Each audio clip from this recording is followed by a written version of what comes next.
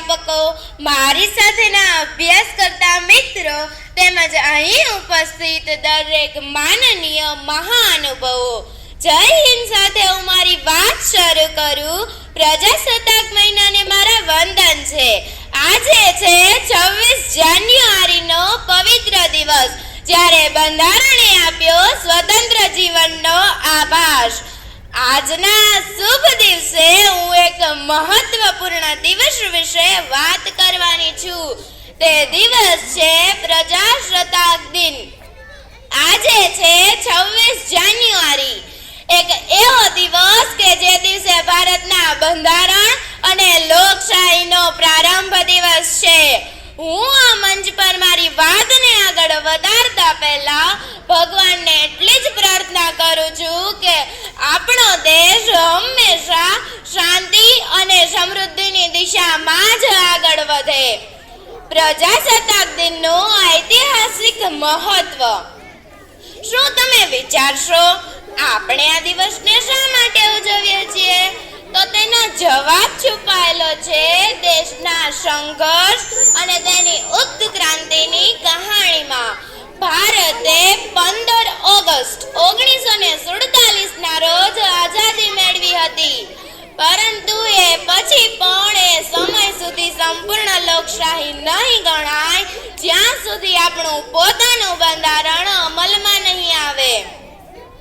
આ દિવસને વિશેષ પસંદ કરવા પાછળ એક ઐતિહાસિક કારણ હતું. 26 જાન્યુઆરી 1930 ના રોજ લાહોરમાં સૌ પ્રથમ વખત પૂર્ણ સ્વરાજની પ્રતિજ્ઞા લેવામાં આવી હતી.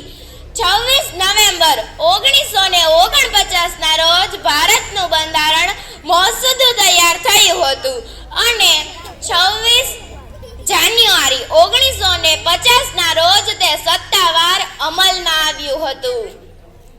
ભારત એક વૈવિધ્યસભર દેશ છે, જ્યાં અનેક ધર્મો, ભાષા અને સંસ્કૃતિના લોકો રહે છે.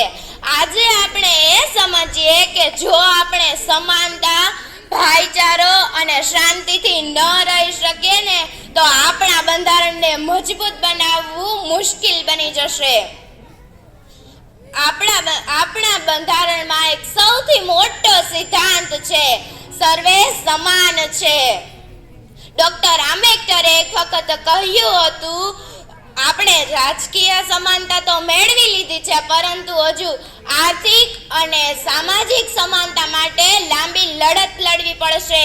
એ વાક્ય આપણને યાદ અપાવે છે કે આપણે દરેક સ્તરે સમાનતા માટે પ્રયત્નશીલ રહેવું જોઈએ.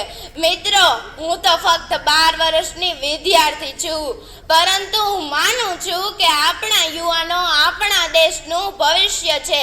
જો તેઓ જાગૃત રહીને અભ્યાસ કરે, પોતાના હેતુઓને સ્પષ્ટ રાખે અને માનવતાના માર્ગે ચાલે ને તો ભારત એક ઉત્તમ ભવિષ્ય નિર્માણ કરી શકે છે. આજના શુભ દિવસે હું દરેક યુવાનોને પ્રેરણા આપવા માંગુ છું કે તેઓ પોતાના ઉદ્દેશોને નક્કી કરે અને દેશના યોગદાન માટે ભાગીદાર બને.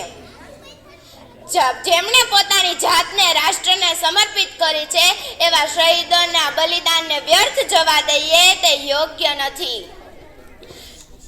મેં શરૂઆતમાં જ જણાવ્યું હતું કે 26 જાન્યુઆરી એ ફક્ત દિવસ નથી, એ એક એવો દિવસ છે જે આપણને યાદ અપાવે છે કે આપણે આઝાદી અને લોકશાહી મફતમાં નહીં પામી. તે માટે આપણા ઘણા શહીદોએ પોતાનું જીવન સમર્પિત કરી દીધું છે. જે હું મારા દેશના મંચ પર ઊભી છું ત્યારે હું ગર્વથી કહું છું, હું ભારતીય છું અને ભારતની સેવા માટે મારું જીવન સમર્પિત છે. ચાલો આજના પવિત્ર દિવસે આપણે બધા દેશના શ્રેષ્ઠ યોગદાન માટે શપથ લઈએ અને બંધારણને મજબૂત બનાવવા કટિબદ્ધ થઈએ. જય હિન્દ, જય ભારત. આભાર.